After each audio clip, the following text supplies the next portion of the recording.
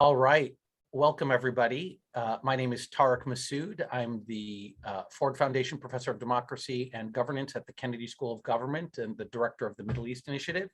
And it's my great honor to welcome you today to what I think is going to be a really interesting and enlightening and quite relevant talk. Our guest today is David Rundell. David Rundell is an extraordinary American public servant who's had a very long career serving as a diplomat in the Middle East, including more than 15 years in the country that is the topic of today's discussion, the Kingdom of Saudi Arabia. And he's the author of a new book. Now, I say new, the book has been out since 2020, but because the current pandemic has warped all of our timeframes, this is a new book, and we're getting to it as quickly as we've been able to get to it. And this new book is called Vision or Mirage: Saudi Arabia at the Crossroads. It was published in the fall of 2020, and it's really an extraordinary look at what I think is one of the world's and certainly one of the Middle East's most important countries, and that is the Kingdom of Saudi Arabia. And Mr. Rundell, who's a partner at Arabia Analytica in Dubai, is actually joining us from Dubai. So first of all, we're quite grateful to him, both for participating in this, sharing his wisdom, and for being up at what is not a super late hour, but it's going to get there. No, it's not late here. And so we're truly grateful to him for joining us. So the way we'll operate today is that Mr. Rundell will talk a little bit about his book and about the Kingdom of Saudi Arabia, and hopefully help us. I think we'll probably touch on some of the things that we're reading in the headlines today too. And then I'll engage him in a few moments of question and answer before we'll open it up to you, our audience, and we'll plan to end by 2:45 Eastern Standard Time. So with that, please join me in welcoming David Rundell. Thank you, David. Thank you, Dr. Masood. It's a pleasure to be here. I look forward to this conversation and to learning from you and your questions, perhaps as much as you can learn from my talk. The first thing I thought I would do would be just to go through some of the basic structure of the book, Vision or Mirage. I think some of you have read it, others have not. The premise of the book really was to ask, why is Saudi Arabia still here? If you look behind me, you see some of the, 300 books I have on Saudi Arabia. And there are a good many of them that start with the premise that Saudi Arabia will soon collapse. The Coming Storm, The Rise and Fall of the Al Saud, Kingdom on the Edge, all of these are real titles. And as I said, they all predict that Saudi Arabia will soon collapse. And I think that they had the question wrong, and that you should really begin to ask, why is it still here? Why is Saudi Arabia the last strategically important absolute monarchy on the planet? There was a time when most governments fit that bill in one way or another. There's really just one left. So the book looked at that and really determined, and it was the result of my own studying really over the period of about 30, well, actually getting more on to 40 years now, looking at Saudi Arabia, both as a diplomat and then later as a consultant. So the four principal reasons for Saudi stability are the historic legitimacy of the Al Saud family, the management of succession, the balancing of stakeholders, and the provision of competent government. Now, to go into each of those in a little bit more detail, Saudi Arabia has been run or managed or governed by the Al Saud family for well over 200 years. Really since 1744 is when you could argue that the first Saudi state began. And there have been three Saudi states, The first one, which existed basically from 1744 to 1818, the second one from about 1824 to 1890, and then the third one, which began in 1902 and exists up until today. It's just about 100 years old. In fact, they celebrated the 100th year anniversary of it just last month. The first two collapsed. One was destroyed by the Ottomans. The other was collapsed because of internal fighting amongst the family themselves. The family learned from those two experiences: one, to get along with the superpower of the day, and two, not to fight amongst themselves. When the third state was begun by the man that we call Ibn Saud in the West, or they call him King Abdulaziz in Saudi Arabia, the kingdom was very much fragmented. It had not been unified in any meaningful way for almost 1,000 years, except for the brief interlude of the first Saudi state, which did take over most of the peninsula. So in the course of about 30 years of what you might call civil war, what they would call the Wars of Unification, King Abdulaziz united the tribes and villages and cities, which had all been very independent, into a kingdom. And so he played the role of a Bismarck or a Cavour in the Arabian Peninsula, the same way that others had done that in Europe. So this gives the family a heritage and a claim to legitimacy, which certainly people of previous generations accepted and respected. I'm not sure that young people today appreciate it to the same extent that their parents and grandparents did. But certainly when I arrived at Saudi Arabia, this was not that long ago. When I arrived in Saudi Arabia in 1980, there were still plenty of people alive who had actually witnessed these events. So there is a historic legitimacy of the family. The second thing that they were able to do is to provide for a smooth and peaceful and rapid mechanism for succession in a part of the world which is not known for that, in a part of the world where there are far more coups, revolutions, civil wars, than there are smooth transitions. And this was, again, largely the design or the result of a policy that was put in place by King Abdulaziz. He had, when he passed away, he had about 34 living sons and roughly the same number of daughters.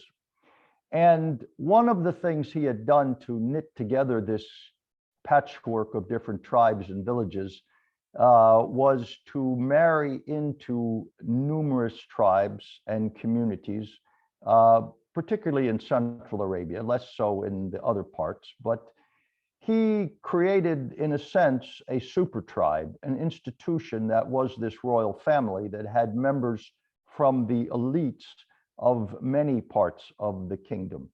And so there were these 34 sons, most of whom were half brothers, not full brothers, and that they had different mothers from different tribes or different towns, the elites of different towns and cities.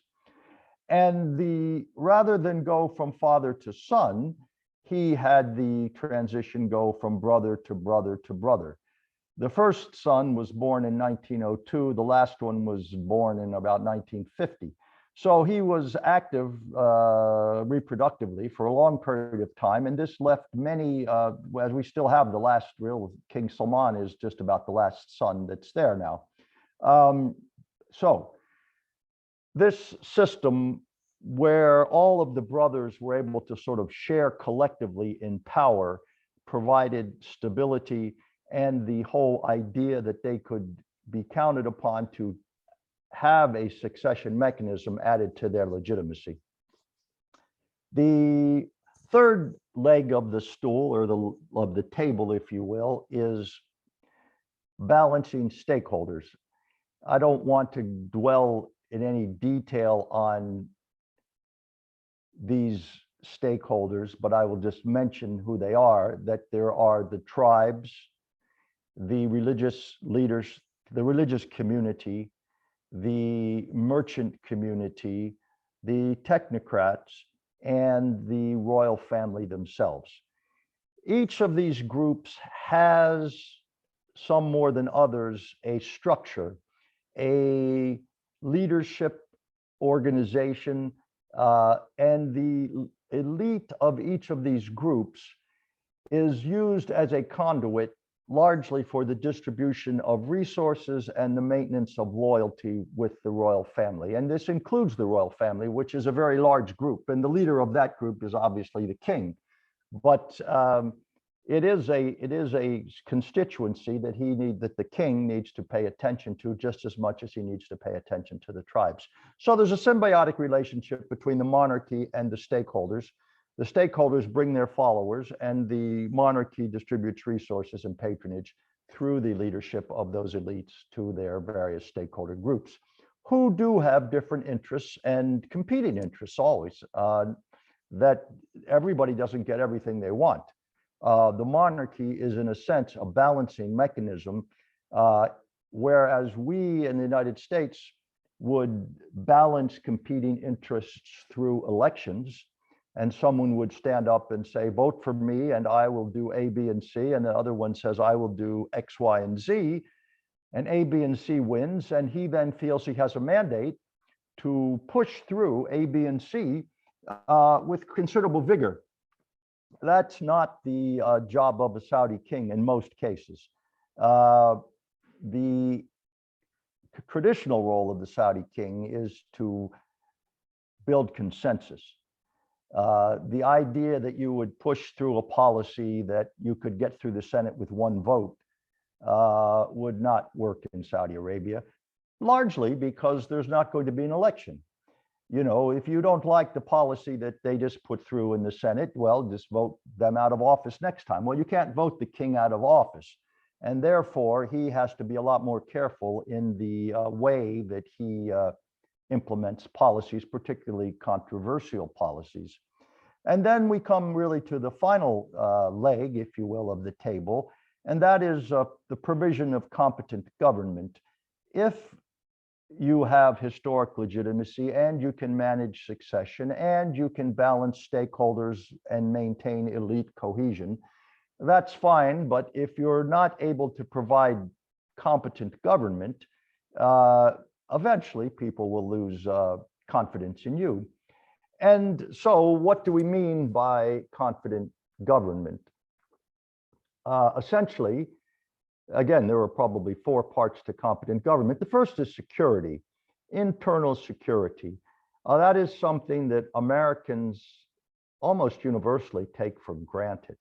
Yet in most parts of the world, both today and historically, security is by no means guaranteed. And it certainly wasn't guaranteed in Saudi Arabia before the Al Saud established law and order. The desert of Arabia was a very dangerous and violent place. People were robbed and murdered quite regularly. Bedouins attacked villages and stole crops, and cities were walled, gates were closed at night, watchtowers were manned. This is again all still within living memory. I mean, the people are getting pretty old now, but there's still people who can remember that. I'm sure that King Salman can probably remember that. So the idea that they provided security was really a major factor in rallying support to them to King Abdulaziz in the early days. It was one of the things. In a sense, it was rather like the Taliban when they began to come to power in Afghanistan. The one thing that they were able to promise people was that they were going to stop the chaos. So Saudis have largely done that. The second element, I would say, would be security in an international framework, by which I mean that the Saudis have kept their people and their country out of expensive and destructive wars.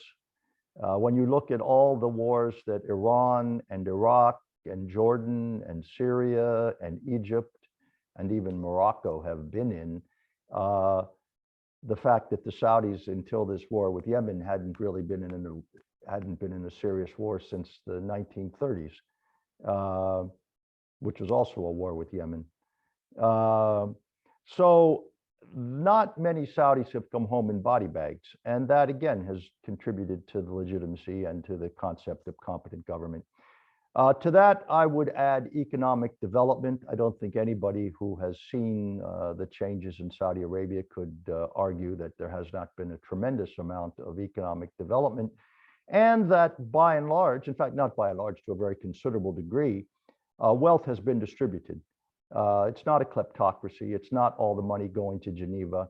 If you're a Saudi, you have definitely seen your standard of living rise. And you have seen the poor in particular being taken care of. The government does provide a welfare state for everybody, really. I mean, in the sense that, you know, there has been education, healthcare, subsidized transportation, subsidized electricity. You know, for a long time, they actually paid you to go to school. So economically, they have developed the economy largely by managing their oil resources, both the production and the distribution of oil revenues. And then the final thing that they have done is to provide social change in a gradual method, at a gradual pace that is acceptable to what was until recently a very conservative society, a very religious society, a society that that's core value was and still remains religion, that Islam is, if you will, the ideology of not just the state, but of the people, and that dramatic and rapid social change would have been very disruptive to them and destabilizing, and people wouldn't have liked it. And you could have easily ended up in a situation rather like you did in Iran, where there was eventually a backlash. So they didn't do that. They managed it at a pace that I think it's fair to say that most social change, at least a lot of it, did come from the top, and it was pushed, but at a pace that was acceptable. The classic example of that is girls' education, where King Faisal said that he would have education for girls, that he would make it available, that people would not have to send their daughters to school, but that he would provide it for those who did. Even this relatively mild step caused great outrage. There were literally hundreds of people came to Riyadh to protest.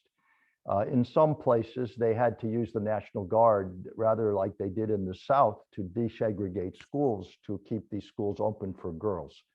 The king, as always, really, the Saud compromised in the sense that they allowed, this was a while ago because these people were still alive. And furthermore, this happened in the 60s, so there are still plenty of people alive who can remember this. But I spoke with the people who negotiated this transition, and they had to negotiate with the religious scholars. And the king, in instructing them before the negotiations, told them simply that you let the ulama, that is to say the religious scholars, you allow them to dictate the curriculum if that keeps them happy, with one exception. They must teach all the girls to read and write. And once they become literate, the rest will just happen.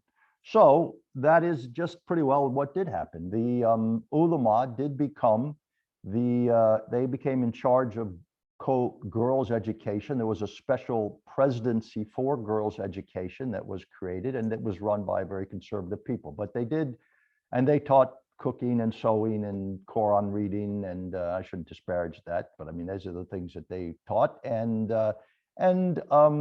reading and writing. Well, over the years, the king kept pushing, and the next king kept pushing, and they finally, it's an interesting story. You may remember that sometime in the early 2000s, there was a fire in one of the girls' schools, because these schools are all segregated. And so this was a girls' school in Medina. And a number of girls were killed. Now, this stories in the Western media talk about girls being sent back into a burning building. I don't think that really happened. I talked to the police who were there, and what really seems to have happened is that there were fire exits that were blocked. But in any event, some girls died. In fact, quite a few girls died. And the king, and this was an outrage in the newspaper, and it turned the people, at least temporarily, against this presidency of girls' education. And the king used this opportunity. And I would argue that the press in Saudi Arabia is relatively controlled. In fact, it is controlled. And so the fact that these newspapers were making a big deal of this was not an accident. And so the king basically had told these religious scholars that he was going to abolish the presidency of girls' education, and he was going to put girls' education under the same Ministry of Education that ran boys' schools, and that from now on, boys and girls are going to have the same curriculum, and that they had a choice. There could either be they could either accept this peacefully and all retire with their pension, or they could protest, in which case there would be a big investigation that would probably find somebody negligent, and who knows, somebody might actually go to jail. So needless to say, the religious scholars all went quietly, and the presidency of girls' education ceased to exist. And so today we have the Princess Noor University, which is the largest all-girl, all-female university in the world. And if you look at Saudi university students in general, there are more women than there are men in university in Saudi Arabia today. So King Faisal was right. If you teach them to read and write, the rest will follow eventually. So I think that I would talk there about the four pillars of Saudi stability, the things that have kept the place stable in a very tumultuous part of the world, in a part of the world where every one of their neighbors has gone through, with the exception perhaps of the small Gulf states, has had some sort of traumatic experience politically. So just to say it again, those were the historic legitimacy of the family, their ability to manage succession, the balancing of stakeholders combined with the maintenance of elite cohesion, and the provision of competent government. So those would be the things that have kept Saudi Arabia stable. I would now just like to turn briefly to some of the things which have changed. When I wrote Vision or Mirage, I put in there what I thought would be leading indicators for change.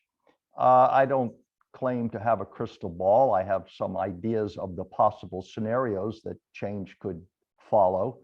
But the way to tell which way things are going is to have some leading indicators and then to follow them and to see which way they seem to be bending. So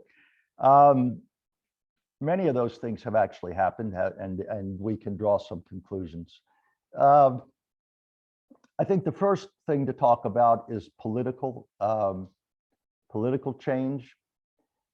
This is often overlooked. People tend to focus on the economic and the social change, and we'll get to those in a minute. But the political changes had to take place first. And the political changes, I would argue, are actually more important, because without them, you may lose stability, in which case you won't be able to do the other two in any event. So there were really 3 or perhaps 4 major political changes. We'll go through them fairly quickly. The first was to establish a new mechanism for succession. I told you that there was a system of going from brother to brother to brother. That system had exhausted itself. There were effectively no more brothers who were competent to become king, and therefore you had to make a transition to the next generation. That was always going to be a problem, a potentially very destabilizing problem. The cohesion amongst 30 brothers was quite substantially different than that you would find amongst 500 cousins, each of whom thought that they were well qualified and should be the next king. So the potential for a Game of Thrones was there very clearly. The king short-circuited that. he picked the person that he thought would be the best king, and he engineered the rise of his son, Mohammed bin Salman. And in doing so, he bent out, he, as we say, he bruised a lot of royal egos, but he didn't break any royal heads. He didn't break any royal bones, really. And so it was done peacefully, and it was done successfully. I think that no one would argue, no one, I think, would argue that Mohammed bin Salman is now not firmly in place and will be the next king if he's alive when his father passes away. So that was the first thing he did. The second thing he did was a, if you could argue, a subsidiary of this first, is that he centralized the Saudi government. When we had these various brothers running the kingdom, each of them, or not each of them, but many of them were to some extent running independent fiefdoms.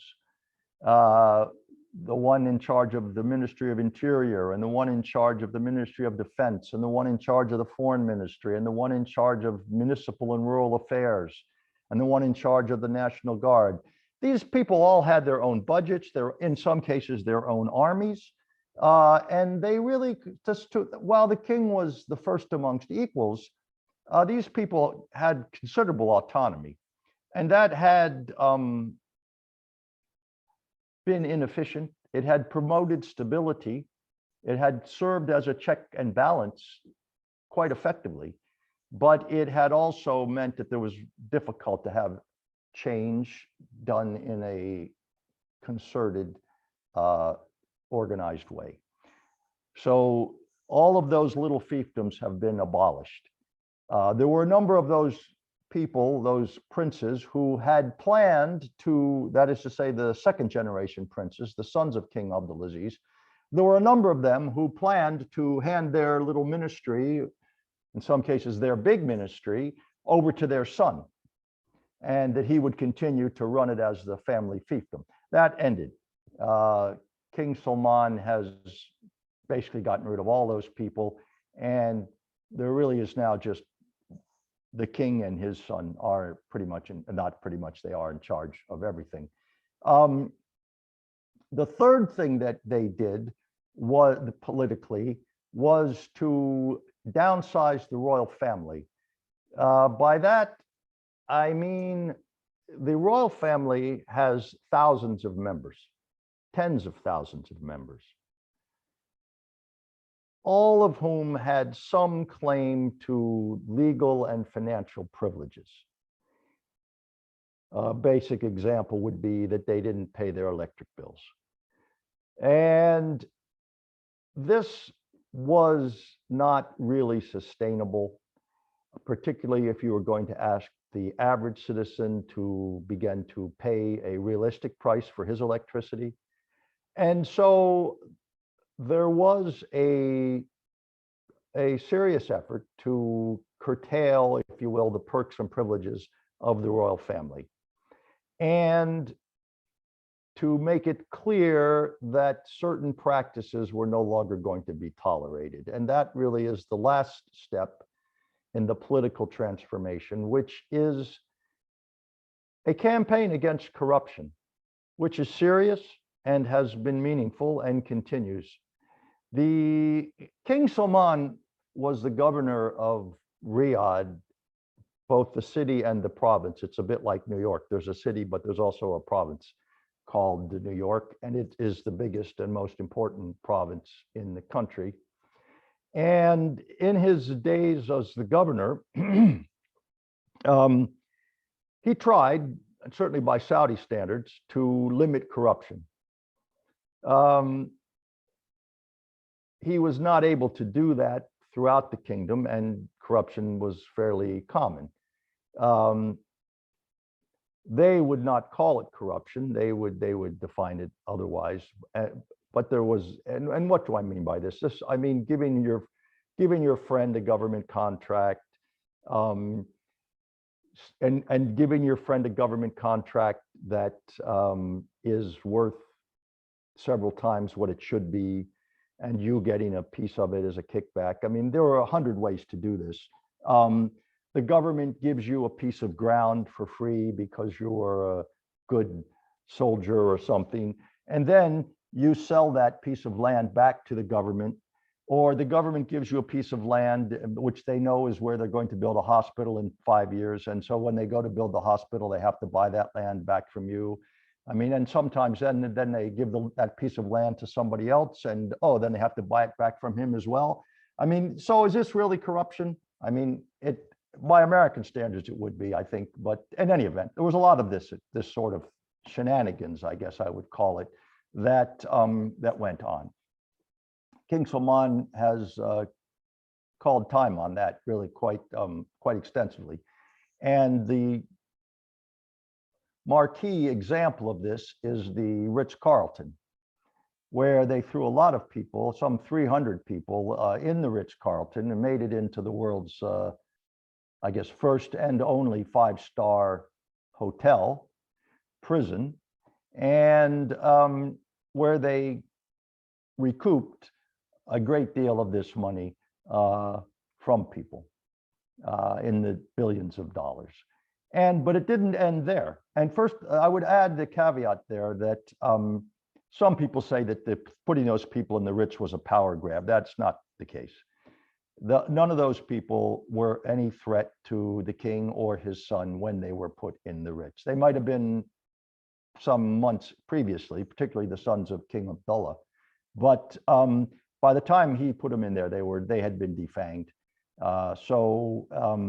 It was not a power grab. It was a demonstration that things are going to change in terms of how we deal with corruption.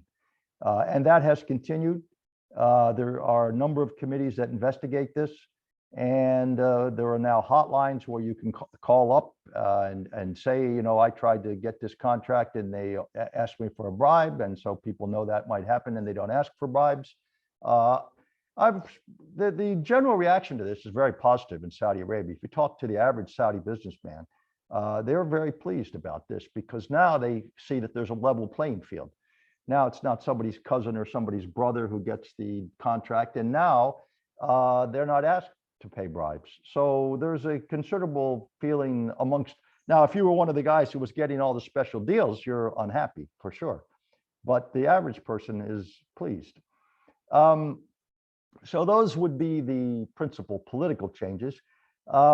Economically, Saudi Arabia, when King Abdullah died, was beginning to face a difficult time. King Abdullah had the good fortune to provide over an oil boom. So he had managed to pay off all the debt, to build up the reserves, and to distribute money quite liberally. King Salman was much less fortunate, and he was facing collapsing oil prices, rising expenses, a war in Yemen, and he was burning through reserves. So they had to come up with a different plan, and they did. And they must have hired half the consultants in the world to try and help them figure this out. And I think that in general, those people did a very credible job. And they did come up with a plan, which they didn't just hand it to the Saudis and the Saudis accepted it. I mean, in the end, these decisions are all made by the Saudi government, but the consultants certainly provided input. And the goals were, 1, to balance the budget, 2, to diversify the economy, and 3, to create more jobs. Now, what I'm talking about is Vision 2030, and it's far more extensive than that. It's many pages with dozens of programs and policies, but those were the key ones that were related to the economy. And it has met with considerable success, actually. The budget is getting balanced. It will probably be balanced either this year or next year. And this is after, it was actually well on its way to getting balanced before COVID hit. So when COVID hit and oil prices collapsed, that slowed down the effort to balance the budget. And just as the $100 oil that we're having today is going to help them balance the budget much more quickly. But it wasn't purely the price of oil. They took some steps that they had talked about for years and never done. So what did they do? These are major steps that the king rammed through, which were not popular, but which he bit the bullet and did. And what were these things? Well, the first was to cut subsidies. So the Saudis saw their electric bill double. They saw their water bill go up. They saw the price of gasoline go way up. And all these things have been very cheap. I mean, gasoline was 25 cents a gallon or something like that. So it was, they were getting it almost free. And they're still not paying $5 a gallon, but they're paying a lot more now than they were. And then he put in a tax. He put in a sales tax. They call it a value-added tax. It's essentially like a sales tax for the average consumer, and a pretty stiff one, 15%. So these began to balance the budget as well. They began to diversify the economy, or to try and continue efforts to diversify the economy. I think it would be only fair to say that Saudi Arabia remains dependent on oil and will remain dependent on hydrocarbons for the foreseeable future. It's going to be less dependent than it was, but natural resource exports is going to be the key to the Saudi economy for a long time. Excuse me. But those, they're attempting to move downstream on some of that. So they're building more petrochemical plants, and they're moving downstream in petrochemicals, from basic petrochemicals to more advanced petrochemicals, and then from more advanced petrochemicals to things that you can actually make with those chemicals, or which are mostly plastics and elastomers. So that's part of the plan. They're expanding their refining capacity, and they're also expanding quite dramatically their mining. They have substantial deposits of bauxite, phosphate, copper, gold. These things were not largely being developed to a considerable extent because they're in remote parts of the country and there was not a rail line to get to them. So the government built a railroad, or to be more precise, the Chinese built a railroad, sort of like they did in America, from what I remember. But in any event, Chinese workers came and built the railroad, and now they have a way to get their bauxite and phosphate to the coast and to process it. In addition to that, they've attempted, and they are attempting, to build a tourism industry. They're attempting to build a IT industry. They're attempting to build a pharmaceutical industry. And they're having some success with all of those. I think they will have some success over time. But those are slower than, they're not based on natural resources that they have. But they are, the one that they have a natural advantage in is religious tourism. And they have expanded that substantially. And what do I mean by that? They have a monopoly on Mecca. Muslims, of which there are about 2 billion, have to go to Mecca, or should go to Mecca at least once in their lifetime. So and there's only one place to go. So it's sort of like having Disneyland. I mean, there's only one, or now I guess there's two, or three, but it's still, they have a competitive advantage. And so they have expanded the capacity of Mecca substantially and are continuing to do that. And then I guess the last thing to come and talk to really is the social changes.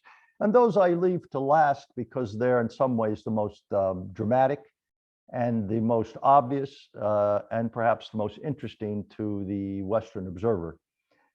They fall into two categories. One is the social relationship between men and women, and the other is the role of religion. And with regards to the role of women, I think, the only word you could use really is profound. The change that has taken place in 5 years, really quite unbelievable. I mean, if I hadn't seen it, I would find it hard to believe myself. Most people are aware that women could not drive in Saudi Arabia. Now they can, but that is really just the tip of the iceberg. There were an entire catalog of restrictions on women. The guardianship regulations forced women to request permission from their husband or their father to go to university, to get a job, to travel abroad, to get married, to have a cesarean delivery, you name it. You needed your spouse or your father's permission to do any of those things. Those have by and large been dismantled now. In fact, almost entirely. The number of jobs that women were allowed to have was very restrictive. Basically, doctors and teachers, that was it. That's again changed. Now there are very few jobs that women cannot have. And those are really just ones that they consider dangerous, like coal mining, or not coal mining, but mining in general.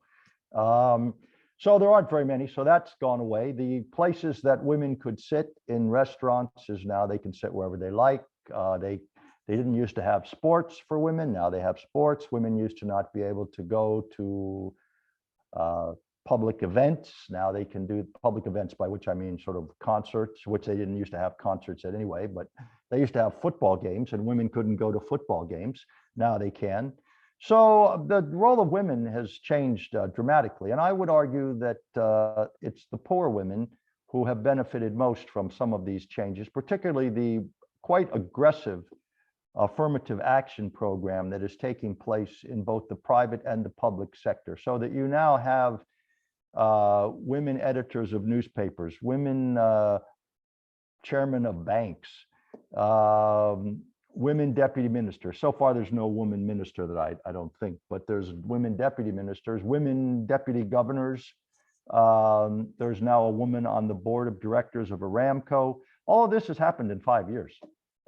This is a pretty big change for the average Saudi to take in. And as I said, the beneficiaries really are poor women, women who may be single, divorced, whatever, single parents, minimal wage jobs. Now I've asked some of them, so what did Mohammed bin Salman do for you? And they will say, what did he do for me? He changed my life. Now I went and bought a Hyundai, and I don't have to pay a driver and a taxi every day half of what I made, or not a half of what I made, but 10% of what I made, or 15% of what I made, to have a driver take me to work. Now, the women on the other end of the spectrum, who I also talk to, they don't really care. They got a BMW and a driver, and they still want to have a BMW and a driver, so they don't want to drive. So, and they never did. So they're happy the way it was. But it's the poorer people who are benefiting from a lot of these things. And I should point out that many of these subsidy cuts were index linked, so that they actually paid you. They actually figured out, and I've looked at the formula. I don't know how accurate it really was, but it was an effort, or how effective it really was in terms of its honesty. But the bottom line is it was means tested, so that depending on how much money you made, they gave you extra money to make up for the increase in your electric bill and your water bill. Some people, they say, actually ended up making more money than they had before. I don't know whether that's true or not, but any event, everybody who needed some money supposedly got some. And they tried at least to compensate people. The people who were driving in their BMWs, obviously they didn't get any of this subsidy rebate. Yep. So I think that the other social change that I wanted to just mention briefly is the role of religion. For an American living overseas, that's probably, or for living in America, that's probably the one that matters the most. The Saudi version of Islam, which we tend to call Wahhabism, which I would simply call Hanbali Salafism, if I think is really a more accurate terminology, or some people would call it Unitarianism, but it's really a Hanbali form of Salafism. And we don't need to go into the nuances of what all that means, but and it has many aspects, most of which are pretty harmless. In fact, the great majority of which are more related to religious reform than to politics. However, there is a strain of it which is intolerant, uh, initially principally intolerant of other Muslims, particularly Sunnis and particularly, sorry, Shia and Sufis, but which was extrapolated by some into intolerance of other political systems and cultures and individuals as well. So, any event, there is now a concerted effort in the Saudi religious establishment to become more tolerant, to become more moderate, to stop preaching intolerance. I spend a lot of time dealing with Saudi textbooks and looking at them and trying to figure out how to fix them. And I wouldn't, they were not overtly violent. It didn't say, if there are 3 infidels and you kill 2 of them, how many are left? I mean, it wasn't like that, but it did have things that would say Islam is the greatest religion and the only religion, and anybody who's not a good Muslim is going to go to hell. So it was intolerant in that sense. I think we could say that there have been Christian doctrines and books that more or less said the same thing at different times in our history as well. But in any event, there's now a concerted effort to change all that and to have the voice of Saudi Islam preach a lot more moderate message. And a good example of that is the fact that the head of the Muslim World League, which is based in Saudi Arabia, went to the commemoration ceremonies for the liberation, if you will, of Auschwitz. And that's something that would never have happened 5 years ago.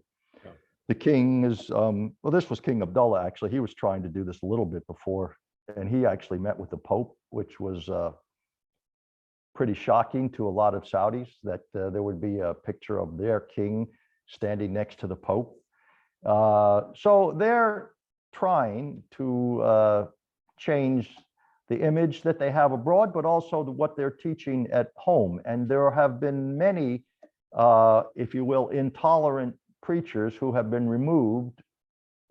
They've done 2 things. They've either tried to reform you by getting you to preach a different message, or if you refuse, just to remove you from the pulpit.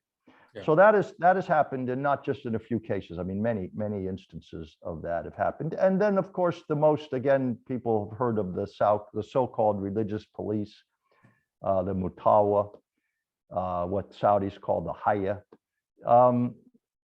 These people did roam the streets, and in their early days, would take roll at prayer time. And if you lived in that community, that part of town, and you weren't there, they would come and find you or give you a fine or close your store and whack you with a stick if you didn't go to prayer. And I mean, they were pretty unpleasant characters. I mean, I saw them. They were for real. They have pretty much disappeared. And to the extent that they have come back, they are much friendlier now.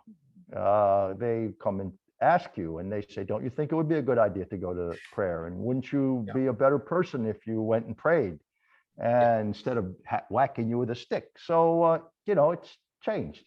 So I think those would be the major changes that I've talked about, politically, economically, and socially. And I think I'll leave it there for a minute. We can talk about the relationship with the United States and the foreign policy of Saudi Arabia in a moment or so, but I think I've no, that was magisterial, David, and it was really a wonderful sort of tour de horizon of Saudi Arabia and its past and now its present, and a glimpse maybe into its future. So we've got about 20 minutes left, and I always abuse my position and ask the first few questions, but I'm going to try to do it in a succinct way so that we will be able to get to members of our audience. So, I was fascinated by the way that you described the Saudi governing formula, or the sources of Saudi stability, because I think if we had asked any other observer of Saudi Arabia, uh, how is it that Saudi Arabia survives instead of the four reasons that you gave: the historic legitimacy of Al Saud, the clever management of succession, the balancing of stakeholders, and competent governance? They would have said there's two things: oil and Wahhabism, as you called it, Hanbali Salafism, this kind of austere, orthodox interpretation of Islam that demands that followers adhere to certain practices, but also that demands a certain kind of political quiescence and obedience to Wali al-Amr, or the guardian.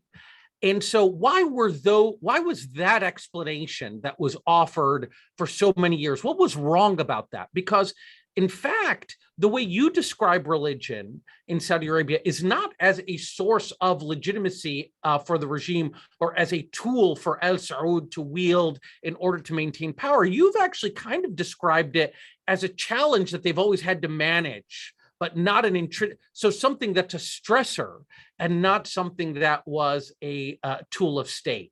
So can you explain why folks got that wrong for so long? Well, I think, it's John Stuart Mill, when in his essay on liberty, he talks about why you should always be willing to engage people in discussion. And he says, number one, you might be wrong. And number two, you might be only partially right. And that it is usually in partial steps that knowledge advances. So the final thing he says is, if you don't argue your case, it will simply become dogma. Right. And but in any event, I think in this case, those people are partially right. I don't think they're wrong. I certainly think that oil was a very important, the money that oil produced was very important to the stability of Saudi Arabia. Here, let me ask you. Let me ask you. Like, sharpen the question, make it more provocation about the oil. Let's imagine a counterfactual in which they don't discover oil in the 1930s. Does Saudi Arabia still survive? I think I've watched too many TV shows to say I don't answer hypothetical questions. I don't know the answer to that, to be honest. I will make two comments. The first is to try and directly answer your question, and that is that King Abdulaziz unified the country before there was any oil. Yep. Okay. Yep. So his great achievement, his huge success in uniting all these tribes and quarreling tribes and people who hated each other, and to meld them into a nation, he did that without any oil money. Mm-hmm. So I think you could argue that they certainly would have gotten started without any oil, and whether they could have hung in there or not is anybody's guess. But I would also argue that the fact that they found oil by no means meant that they would manage it or distribute it effectively. Okay, now what do I mean by that? I mean that Iran had a lot of oil, and look what happened to them. Iraq had a lot of oil, look what happened to them. Venezuela has more oil than Saudi Arabia, and look what happened to them. And let's talk about Libya. I mean, the list goes on. Yep. So just because you have oil does not mean that you're going to have a stable, well-managed country by a long shot. So I think you could argue that it might be necessary, but it's hardly sufficient. And then the second part of the question about Islam, yes, that I think you made 2 points, and I would agree with both of them. The first is that there is a tenet in the Hanbali Salafi creed that you should obey the government in power so long as they don't order you to do something that is directly against Islam. And so this is in many ways a stability encouraging phenomena, quite different than some of the doctrines that, for example, the Shia might have, where they don't like the government. And why is this? I mean, I don't want to get into a long theology talk here, but the reality, what this basically comes from is you want to go to heaven. To go to heaven, you have to live in a society which is governed by Islamic law. To have the Islamic laws maintained, you need a stable government. Therefore, if you want to go to heaven, don't go and protest in the street. Now, that's a very simplified version of what it is, but that's basically where it all comes from. So there is this stability-inducing part of the Hanbali doctrine. The second point about it being a two-edged sword, which at times is a problem, is absolutely true. I mean, just briefly, one of the tools that the king used in order to unite the country was a group of warriors that were called the Ikhwan, who were motivated largely by religious zealotry. Yes. And his secret of his success was that the groups that he was opposing were principally based on tribes. There was this tribe and that tribe, and they had an army and they would come and fight him. But he created an army that was motivated by an ideology, which was motivated by the idea of religion. So in the end, he got a bigger army than these people that were coming by their tribes, even if they had a big tribe. Yeah. So, but these people also were somewhat fanatic and violent, and they were on their jihad against anybody who wasn't one of them, basically. And they said, well, we've taken over all Saudi Arabia now. I guess we'll go to Jordan, and I guess we'll go to Iraq. And the British said, oh, really? I don't think so.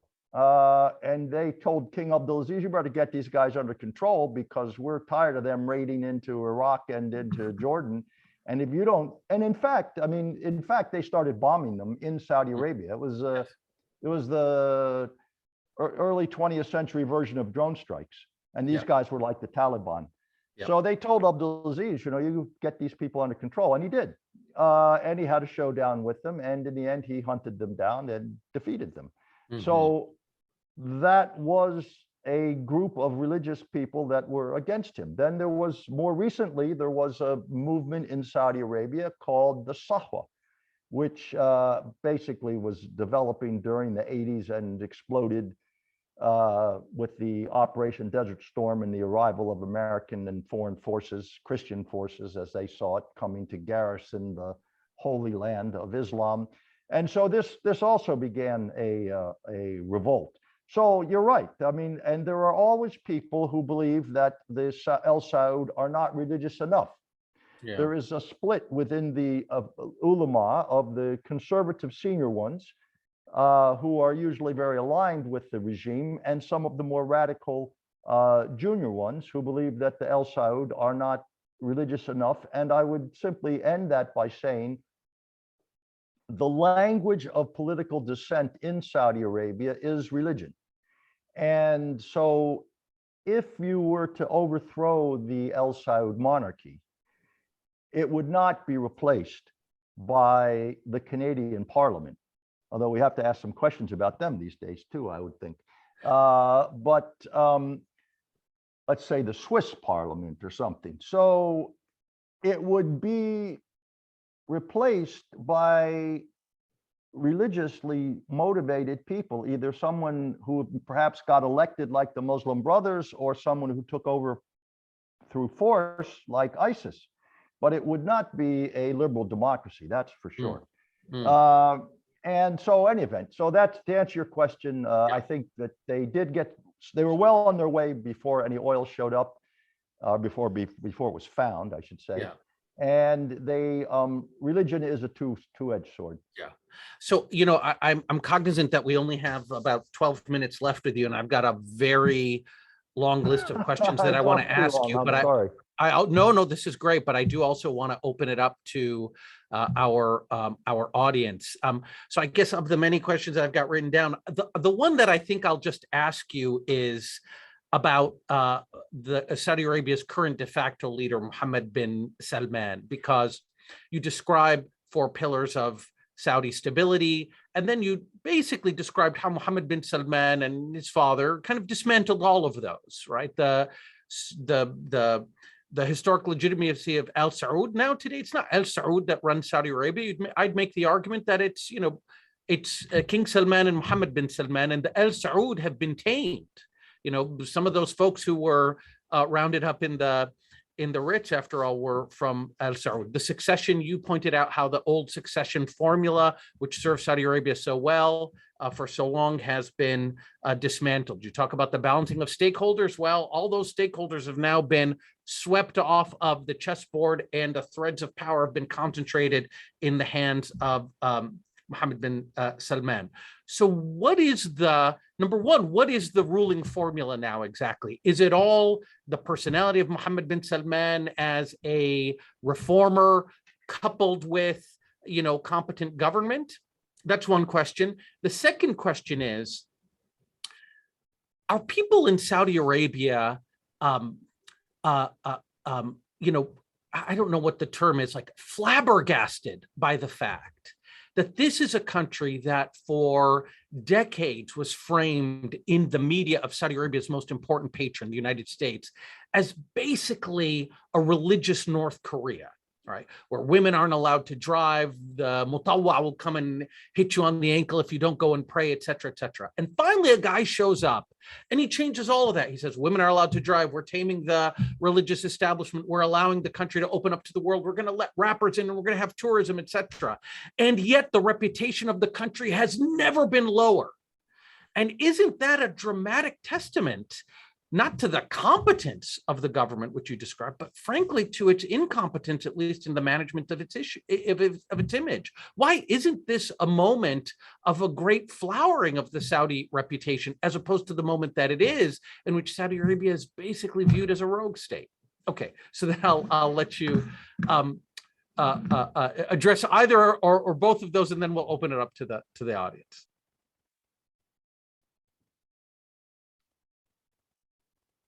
Well, I don't have a long time, so let me just go to the second question. The first one in general, Saudi Arabia is going through a deep transition. It certainly is. Anything that is changing rapidly is less stable by definition than something that's staying static. And so many of the things which you pointed out have contributed to instability. There's a difference between being less stable and unstable. And I think there are arguments to be made that it's less stable today. How does the government achieve that? Just as you said, by giving the people a lot of what they want, you see, and this, I'll jump to the other one in just a second, but by and large, you got to remember that most of the Saudis now are under 30 years old. This is what they want. So they're getting what they want. They're very happy. In fact, they're over the moon. I mean, that you can't, and I couldn't believe it, but the stuff I was seeing there. I mean, and it was creative and it was imaginative, and they're spending, I mean, they had this thing, just to give you that'll be quick, but they had the boys and girls could not sit together in a park. So they made a park where boys and girls could sit together, and you could come there and they would give you a free cup of coffee. But to get into this park, you had to have a key. And the keys were hidden all around town. So it was like a big treasure hunt. You had to go find the key and then you could go to the park. I mean, so it was like clever. I mean, I thought, well, that's kind of fun. If I was 17 or 16, I think that'd be kind of cool. I'd go look for a key, and then I could go chat with my girlfriend or whatever. But, so anyway, he was doing a lot of stuff like that was clever. Your second question, why do the Saudis have poor reputation? I think there are several reasons for that. Over the long period of time, I think there are 3 reasons. One, it's a difficult place to understand. They didn't make it easy. They didn't make it easy to go there. They weren't terribly interested in explaining themselves. They didn't feel they had to explain themselves. Number two, it's a very odd place. Okay, so it's not, I guess perhaps I should have started with that. It's a very unusual place. Most of the models that you would want to use aren't going to work there. You know, I would tell the political officers in the embassy, throw away your political science book and go buy a book on Tudor England. And then you'll understand how this place works. Go read about how Henry VIII ran his country. That's how this place works. So then I would, when I was the head of the economics section, I'd have to say, look, go get rid of your economics book because that's not the way this place works. There is no monetary policy. Basically, the real is linked to the dollar, so the interest rates are set by the Federal Reserve. There's no fiscal policy because up until 2 years ago, there weren't any taxes. We have our Keynesian multiplier, but you know what? It's doing most of its multiplying in Manila because the money's all getting sent home by some foreign worker. So there are many reasons why this place just doesn't work in the normal sense that you think. So it's hard to get there. A lot of people don't speak Arabic. It's an unusual place to begin with. And then I think, you know, why none of this was manifest. I'm getting to the punchline in a minute, but I think there's a deep resentment in the United States that this is one country that we can't push around, that they're not, they're, I wouldn't say arrogant, but they have a self-confidence that comes from being financially independent and the leaders, at least in their own mind, of a great religion. And they believe that they have a mission in the same way that the American, you know, we're not like, does Belgium think that they have a mission to the world? I don't think so. Maybe. I think it has to do with their particular brand of French fries. But what about the Khashoggi thing? They want to bring good beer to the world. Yeah, Khashoggi. That's the obvious answer. Yeah, that's the one I'm getting to is Khashoggi. Yeah. But I think what I wanted to mention was that all these other things existed before that. They had a bad reputation before Khashoggi. And they were starting to get a good reputation. And then we had the assassination of Khashoggi. And that's right. And that is what and you know, look, if they had assassinated a correspondent for the Khartoum Times, I don't think anybody would have even heard about it. This guy wrote for the Washington Post. So it became a big deal. Yeah. And it has that, but that hasn't resulted in, you know, because you could imagine, I mean, you referenced many times the sort of almost Game of Thrones or Tudor England quality to Saudi governance and the machinations behind the scenes. You would imagine that somebody like Mohammed bin Salman would have a lot of enemies, and this was quite an extraordinary own goal. Do you see this as a blip and, you know, he'll sail on undisturbed? Or do you think that, you know, especially as, you know, Saudi Arabia's reputation doesn't seem to be recovering, that this will be a significant challenge for him? Look, I think what you have to understand is Saudi Arabia's reputation is not recovering in the United States. And the United States is becoming much less important to Saudi Arabia than it used to be. The new axis of oil is China and Russia. And the Chinese and the Russians could care less about Jamal Khashoggi. And the Saudi people could, if you talk to the Saudis people, they will say, yes, it was a mistake. We're sorry it happened. But you know what?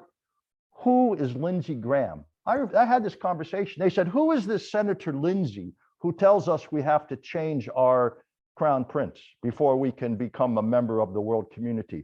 Do we go and tell you you've got to get rid of Kamala Harris before we'll talk to you? No.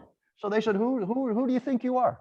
Yeah. So this is the comment I made. You know, about they have a self-confidence that they if you don't want to talk to us, let's be candid, if the president of the United States doesn't want to talk to me, then please don't call me up and ask me to start pumping oil when you're paying $6 a gallon at the pump. It's too bad, you know?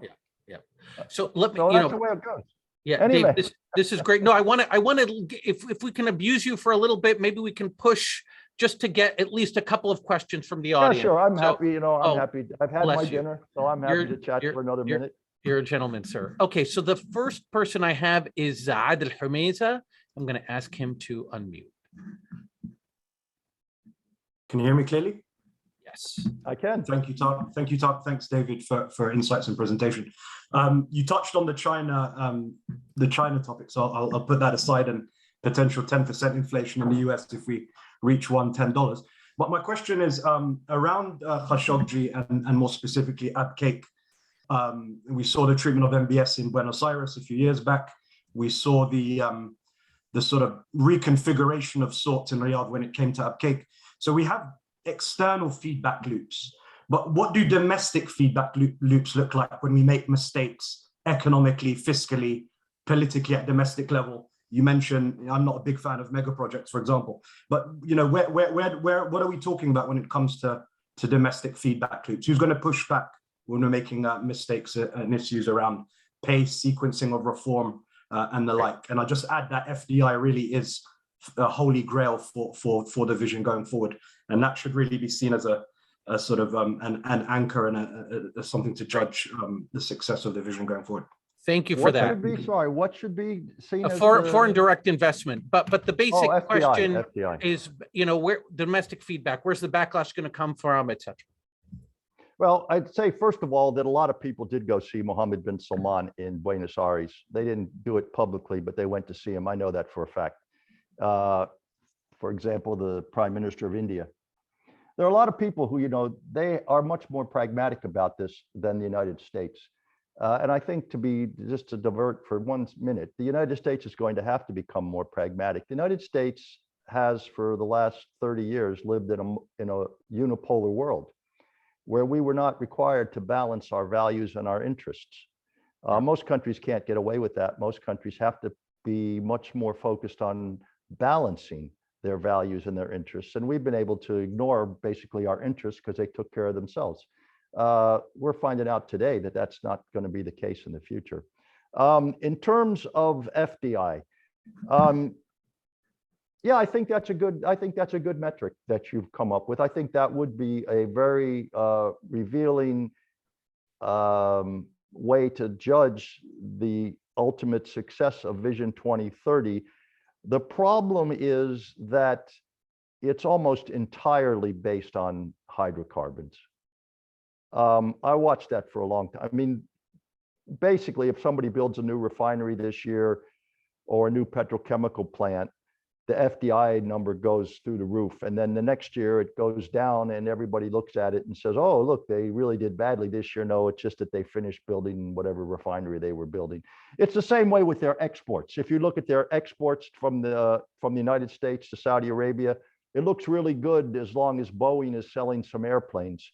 But when they finish the deliveries, then it crashes by a third and everyone wonders what happened. So it's a good metric, but it's an unstable one, and you have to sort of take that into account. Okay. In terms of a feedback loop,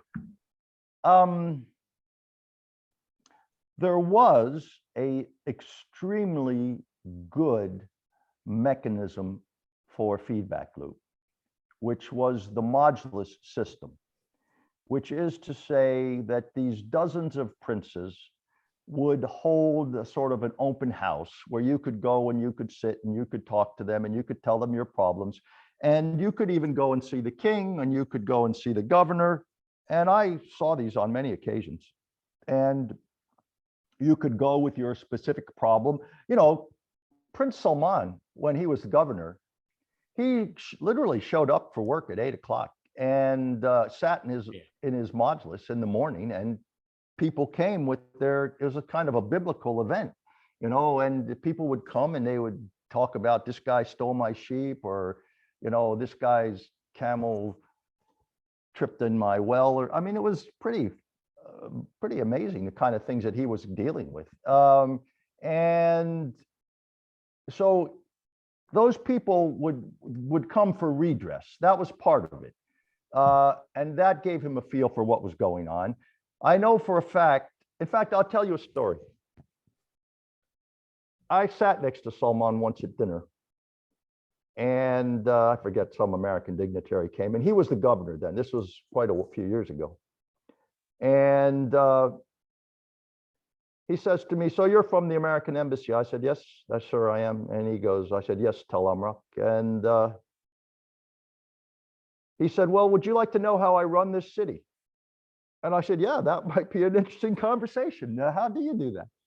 So he said two things that stuck in my mind. He said, number one, he said this, it was interesting. He goes, "I did not have to go to the Sorbonne to learn to be a prince. I learned from my father." I thought, oh, he didn't say I didn't have to go to Harvard. How come he didn't say I didn't have to go to Oxford? I mean, well, how come he said the Sorbonne? But in any event, that's what he said. And then he said, "And I stay in touch with everybody." And he goes, "I go out and I talk to the street sweepers, to the Bangladeshi street sweepers." And then he added something else, which I thought was clever. And he goes, "And I don't always talk to the same one." I thought, this guy's onto something here. So they had a system. I knew many of these junior princes who were made to feel part of the establishment because they would feed their knowledge up to the next prince, and then they would say, people have been coming to my house and they're not at all happy about this, or this is really working well. So they had a feedback loop. They also, to be perfectly candid, also hired, and as they got more sophisticated, they had polling. Yeah. How well that's working now, I don't know. It'd be a good question to go and find out. Yeah. Because these moduluses have become less important. Because one of the reasons people went to the modulus was because the junior princes could help you out in a variety of ways. And it was kind of a patronage thing. But now everything's getting centralized. And so there really is only one guy who can help you out. And everybody can't go see him. And the king is too old. You can't go see him. And, the whole system is become less operable because the society has become larger and more complicated. Everybody can't go see the president of the United States, and you can't even go see your senator. Yeah. So you certainly can't go see the king of Saudi Arabia anymore. You could at one time, not anymore. So you're right. I am not sure how that system is going to work. Yeah, that's fascinating. Okay, I think we have time for one more question. If we can press our luck with you a little bit more. Sure. No, look, I am. What time is it? No, I got a few more minutes. Sure. Bless you. Okay, so I'm coming now to the next person is Mohammed Ali Yahya. Go ahead. My good friend Mohammed Ali Yahya. Hi, he already David. knows everything I was going to well. say. Yeah, how are you? I'm well, thanks. Good. David, I wanted to ask you about Ukraine, more or less. I mean, the US-Saudi relationship in the past existed because Saudi Arabia is a strong swing producer in oil markets. The collapse of the Soviet Union, many people will argue, came as a result of the support of the Mujahideen in Afghanistan. But there was a larger dynamic at play, which was Saudi Arabia increasing oil production, bringing the price down. And that sort of is what a straw was that broke the Soviet camel's back. Today, there is a request that oil production be increased for various reasons, among them what's happening in Ukraine. But there is a strain, as you mentioned in your presentation. How do you see that playing out going forward in terms of cooperation between the United States and Saudi Arabia? What are the problems and how do you think it will play out? Great question. As I started to talk about,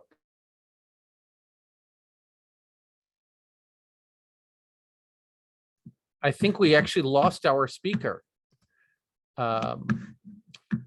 Well, I think since we're also at the end of our time, I think what I will do is actually bring this to a close and release everybody back into their day. But I want to thank, and I will reach our speaker. I want to thank David Rundell for a really tremendous talk. I think we all had the rare privilege of being in touch with somebody who has forgotten things about Saudi Arabia that we will have not yet learned. I mean, the depth of knowledge and wisdom there was really quite extraordinary. And so great thanks to David Rundell, and great thanks to all of you for joining us and for your questions. I wish we'd had time to get to more of them. I hope you will be able to see you at our next event and to be in touch with what we're doing. Please don't forget to visit the Middle East Initiative's website, www.hcast.harvard.edu/Middle East. And with that, thank you all, and thank you once again to David Rundell. Bye now.